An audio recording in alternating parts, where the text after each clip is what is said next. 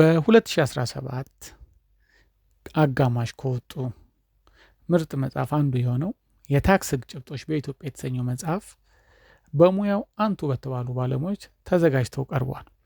እርሶስ ይህ መጽሐፍ አንብበውታል? በተለይ ስራ ፈልጉልኝ እያላችሁ ስራ ሲገኝ ግር የሚላችሁ የድርጅት ባለቤት ሆናችሁ ደግሞ ባለማወቅ ገቢዎች ጉር ሰራኝ ይድፋቸው ያጥፋቸው ከማለት የሚያድነው የሂሳብ ሰራተኛ ከሆኑ ደግሞ ስለዚህ ጉዳይ ተምሬዋለሁ አልሰራውበትም ብለው ስራ ከሚያመልጦት፣ እንዲሁም የገቢዎች ሰራተኛ ከሆኑ ደግሞ የመመሪያ አንተ ጋለ አንቺ ጋስ ብለው በየጠረጴዛው ከመዞር በእርግጠኝነት የሚያድነው መጽሐፍ ነው።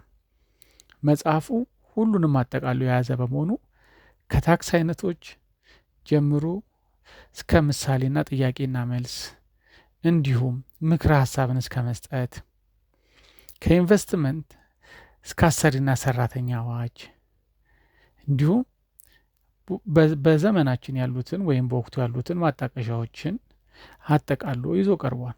ግማሽ ኪሎ ቡና በማይገዛ ዋጋ የዓመት ስንቆትን ይሸምቱ። ይህ ማስታወቂያ አልተከፈለበትም።